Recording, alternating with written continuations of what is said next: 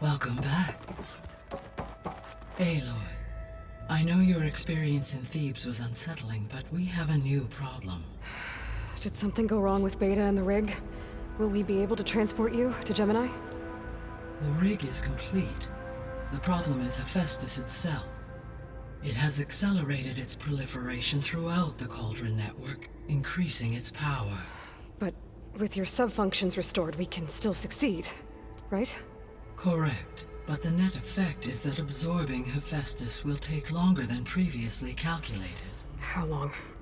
Even with Omega clearance, my current estimate is that the merge will take 35 hours.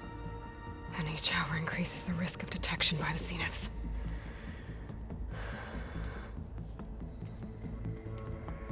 Two cores. Two overrides. What if the merge were carried out by two clones of Elizabeth Sobek, both armed with Omega clearance? How long then? Half the time? Hephaestus would be unprepared for the simultaneous labor of two operators, in addition to obvious synergetic efficiencies. Calculating. It would reduce the merge time to approximately 4.5 hours. Okay. Varl, it looks like we're gonna need Beta at Gemini. Do you think you can convince her? I don't know, but I'll try. What about our diversion? Are the pulse generators ready? Only a final test remains. I am confident that if fired in proximity to other cauldrons, the pulses will mask our activities at Gemini from the Zeniths. Good. As long as Aaron can operate one without shooting himself in the face. Aloy, you better get down here. Beta's in bad shape. Okay.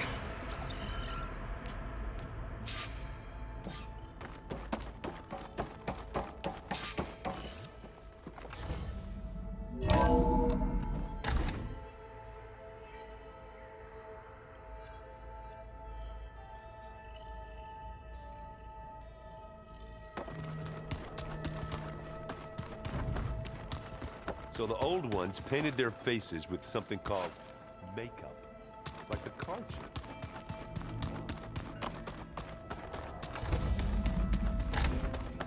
Aloy. I tried, but it's impossible. I don't think anything will convince her to go. We don't have a choice. Good luck.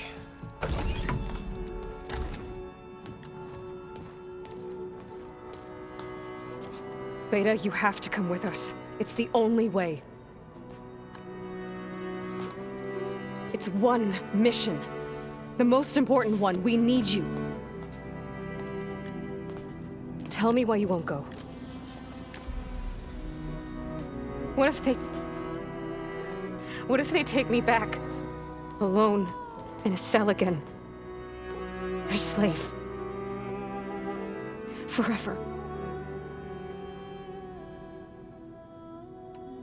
Varl and I will be at Gemini too. I'll protect you. As soon as we get Hephaestus, we'll come straight back here. The Zeniths aren't going to find us. You don't have to be afraid. No! You can't protect me. Nothing can protect me from them. I told you from the beginning, we'll never beat them. It's hopeless. Beta. Leave me alone! You don't understand!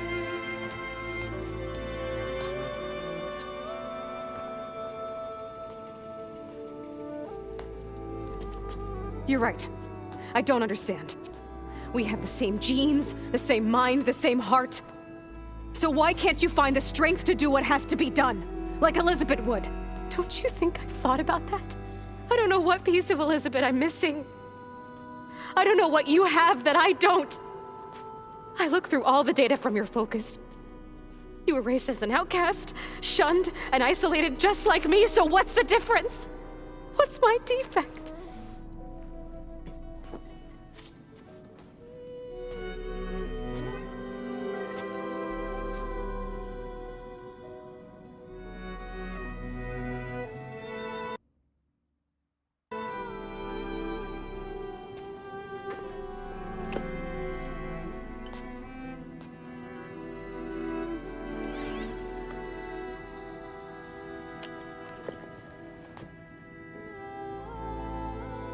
Beta.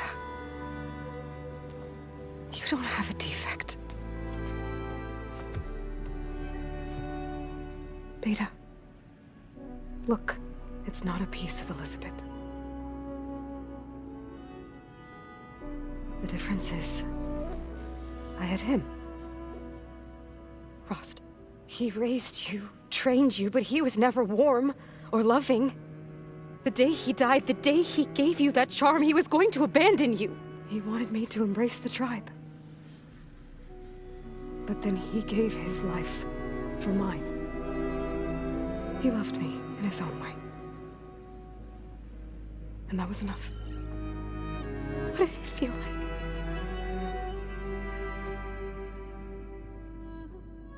It was like having the strength that was always there. It's still there. Even now I hear him in my head when things get bad. When it looks impossible, look deeper. And then fight like you can win.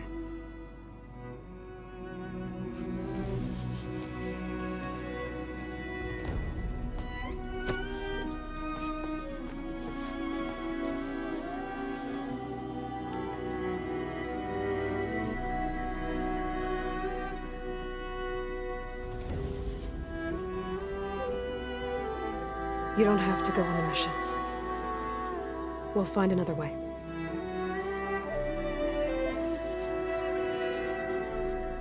I'll go. You said you'd try to protect me. I believe you.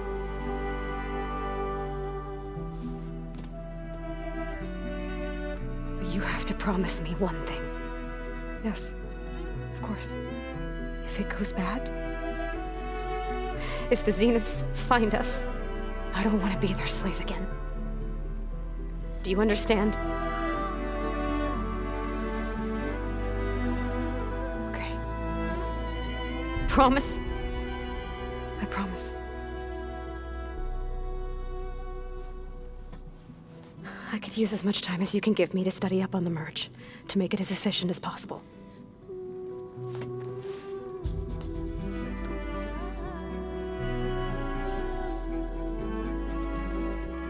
I'll be ready when you are. I swear.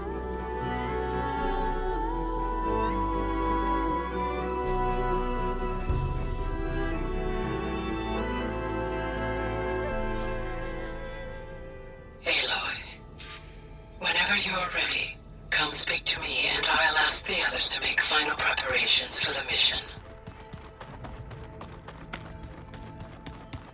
I'm telling you, the old one was raised on this.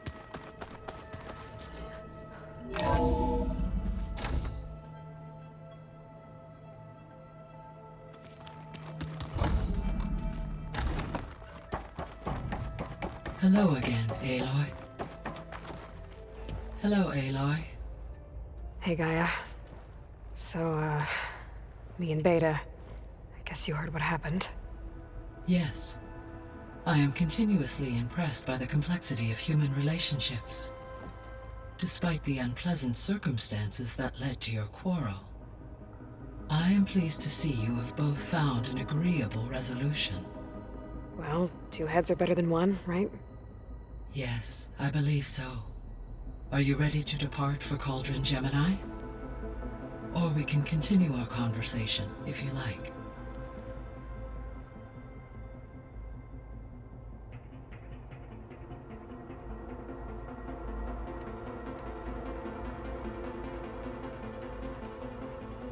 Have you been able to make use of Demeter's functions? Yes. I was able to mitigate most soil conditions and restore a temporary balance. You should notice less rampant plant growth in the area. Maybe that'll give Plainsong's fields a chance to recover.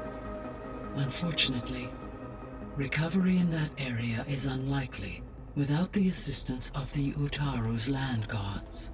I have discussed this matter with Zoe. I believe we may have a workaround. I believe Zoe will want to explain the plan. Okay. I'll check with her when I can.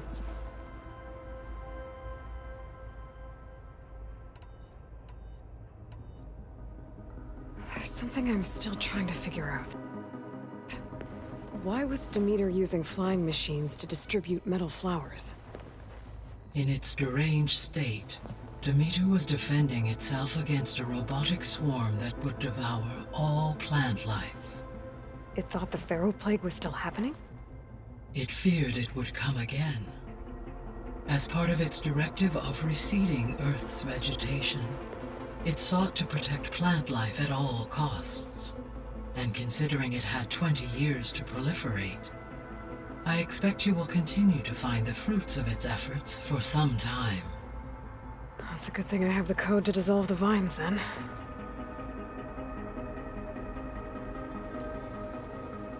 The missing subordinate functions. What can you tell me about them? Artemis rewilded the Earth with a variety of animal species. Eleuthia was responsible for gestating, nurturing, and acculturating a new generation of human beings. Apollo was tasked with preserving, organizing, and disseminating vast archives of human knowledge and cultural achievements. Unfortunately, all archived Apollo data was purged on the 2nd of February, 2066, by order of Ted Farrow. Ted. Guess he got what he deserved, in the end. Yes. An igneous conclusion to his pathological narcissism, impulsive tendencies, and instability. All 3 of the missing functions have already served their purpose, or were prevented from doing so. Do you still need them? Restoring their remaining elements would increase my heuristic processing density, empowering my overall function. Unfortunately, as we now know they are in the possession of Far Zenith, attaining them in the short term is very likely impossible. I guess our best shot at recovering them is by taking over the Zenith base. But we'll need Hephaestus and a bunch of combat machines to do that. Correct. Were you able to make use of Poseidon? Yes. Many rivers, streams, and lakes associated with the regional watershed have been detoxified. As a result, red algae growth levels have seen a marked decline. According to my data, however, it appears a localized occurrence of red algae continues to persist near the coast. Maybe I'll look into it when I can.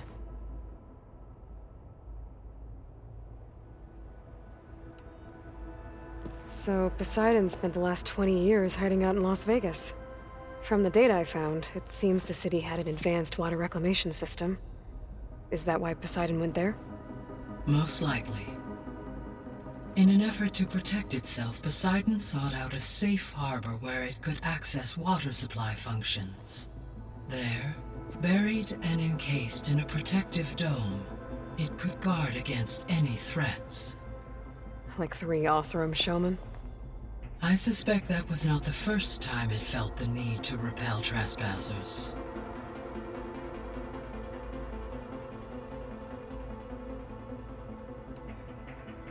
So, once Hephaestus has been recovered and merged, you'll regain the capacity to mass-produce machines at cauldrons around the world. Yes, and to program their behavioral routines, or even control them directly. So you could build an army of machines. Attack the Zeniths and take them out. It is in my nature to take any and all necessary steps to preserve life on Earth, human life above all. So yes, once I have been empowered with the capacities of Hephaestus, I could design, build, and command such an army.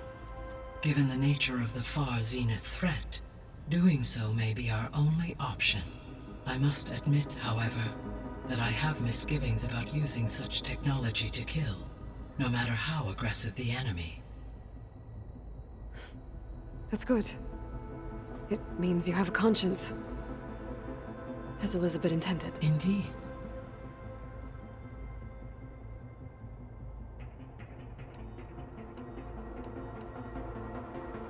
You mentioned that the superstorms have subsided. Is that Ether at work? Yes. Thanks to Ether's capabilities, weather patterns in the local region should mostly stabilize for the time being. Well, that's a relief. Be nice not to have to fight my way through a storm anymore. I will continue to stabilize the atmosphere for as long as I can.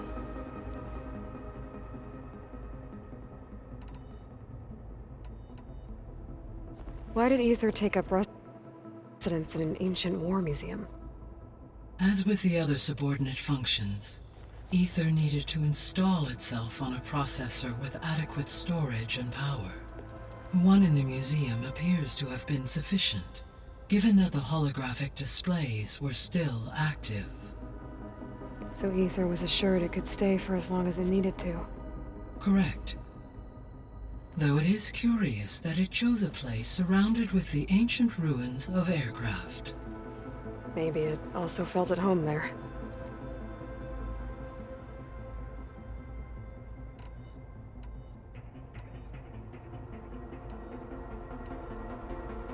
Beta believes the Zeniths want to use the terraforming system to wipe out life on Earth. Start over, so they can build it how they want. Further supporting our hypothesis. But why? Given their technology, they could wipe out the tribes of the world by easier means. And if they're the same people who left Earth 1,000 years ago, wouldn't they want the biosphere to be as it was?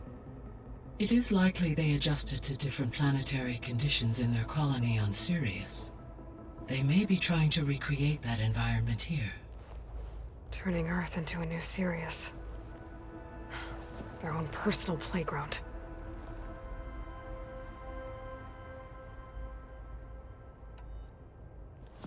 So the Zeniths are the same people who left Earth. Physically immortal. How'd they figure it out? From what we know of Far Zenith, it is plausible that prominent geneticists and engineers were offered a place aboard the Odyssey in exchange for their expertise. Given enough time, technology, and resources, any challenge can be overcome. Like how Minerva eventually generated the deactivation codes for the Pharaoh Plague. Exactly. Ted was trying to make himself immortal.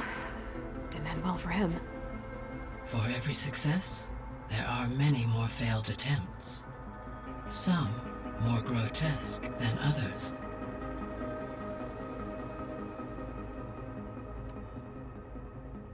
The Zeniths. Gerard, Eric, Tilda, Verbena.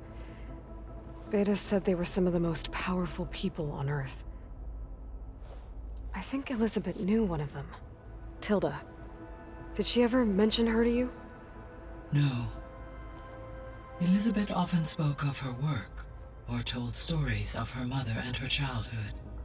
If she knew this Tilda, she did not disclose it with me. What we can conclude from your and Beta's experiences is that the Zeniths are ruthless in pursuit of their goal. To protect life on Earth, they must be stopped.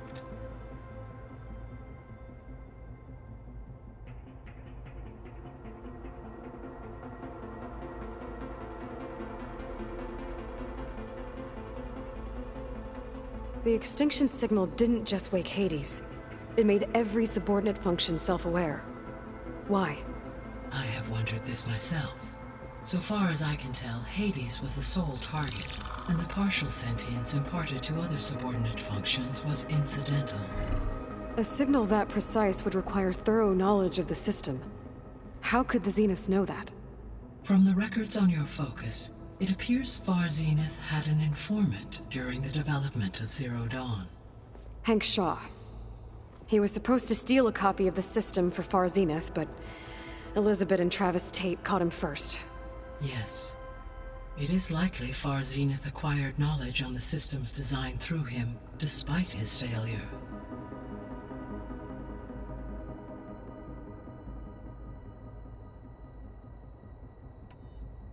So from what Beta told me, I guess we can assume the Zenith's technology is powerful in all sorts of ways, right? Yes. As your encounters with them amply demonstrate, they appear to make extensive use of robotic servitors. Further, they seem to be equipped with some kind of protective energy field that shields them from harm. They seemed indestructible, but that weapon the rebels used stripped their shield somehow. Throughout history, Every defensive technology has eventually been defeated by an offensive counterpart. While we lack the anti-shielding weapon, were I to absorb Hephaestus and utilize it to create a large force of combat machines, no shielding could withstand such an assault indefinitely. So there's hope. Always.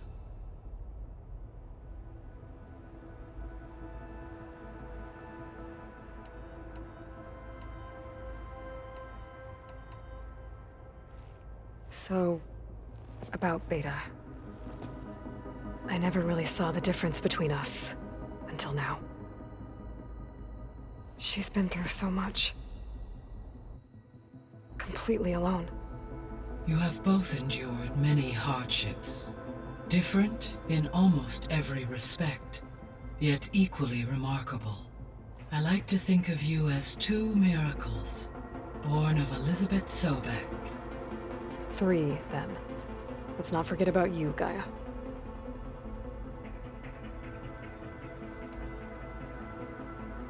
How's Katalo doing? I have detected that the loss of his arm still deeply pains him. In an effort to remedy this, I have discussed a potential solution with him. I believe he will want to fill you in on the details. A solution? I'll check in with him when I can, then.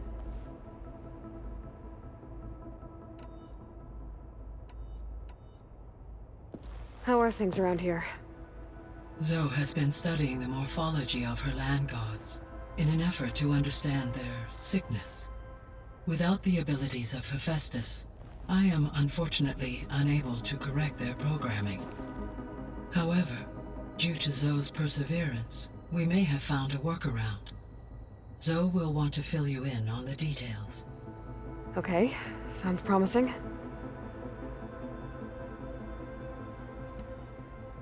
Varl and Zoe seem to like spending time together. Indeed. While studying old world data, Zoe discovered references to a dietary lifestyle known as vegetarianism. She appreciated the similarities with Utaru practices and encouraged Varl to try out this lifestyle. And how did that go? I believe they have agreed to disagree.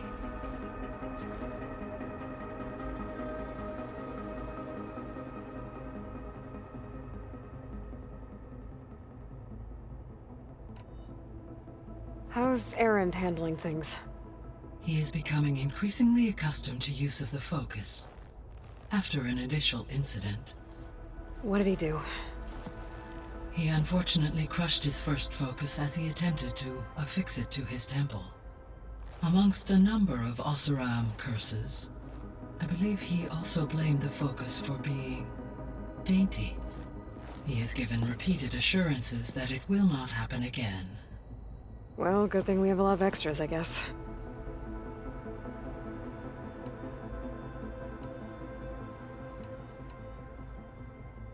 So our plan to capture Hephaestus. Let's go over it again. As you wish. Thanks to Beta's test, we now know that Hephaestus will not respond to your Alpha clearance. Which is why I got Ted Farrow's Omega clearance. Correct. While you were gone, Beta constructed the transport rig and pulse generators. When we get to Gemini, I will need to be installed on one of the facility's cores. The second core is for Hephaestus. Using Omega clearance will allow you to trap it. And then you'll be able to absorb it. Not quite. You will need to manually remove Hephaestus's malicious code before the merge. How long will that take? Because the work will be split between you and Beta, it will take approximately 4.5 hours. And during that time, the others will create a distraction for us using the pulse generators, right? Correct. They will each take position at a cauldron door and fire off their device. The energy surge should mask our activities until the merge is complete. And then we'll have everything we need to defeat the Zeniths. Sounds like a plan.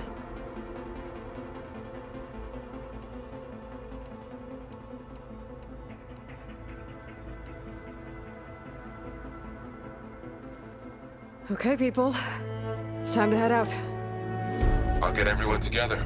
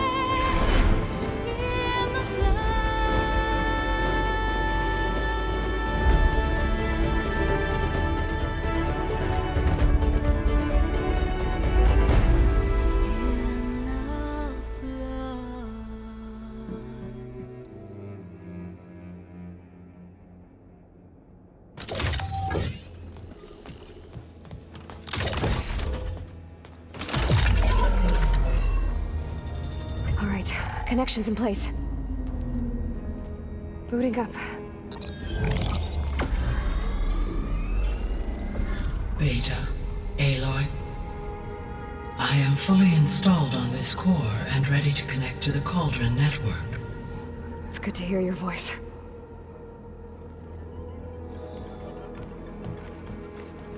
Errand, everyone. Fire your pulses and sound off. I'm at my Cauldron. This thingy, it's blinking. Did I do it right? In position at my Cauldron. My pulse generator is blinking also. That means they're working. I'm in position, and mine is too. Mine as well. Okay. Radio silence until I give the all clear. Signing off.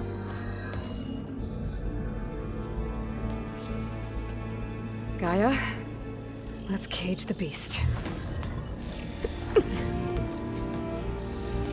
Connecting to the Cauldron network now. Elizabeth Sobek, Alpha Prime, activating Omega clearance.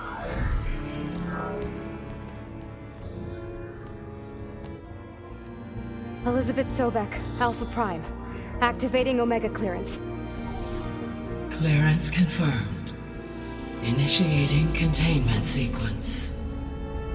Critical threat detected. Imperative escape containment. Applying countermeasures. Lock it down! Terminating external connections. It's working. It's got nowhere to go. Capture imminent. Initiate contingency 13F. Wait, what's that? Malware detected. Attempting to compensate. Containment.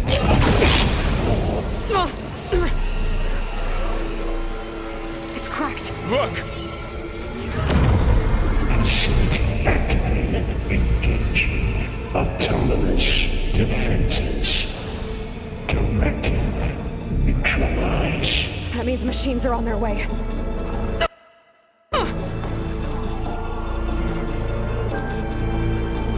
Get ready! Here they come! Vor'll stay here. Protect Beta.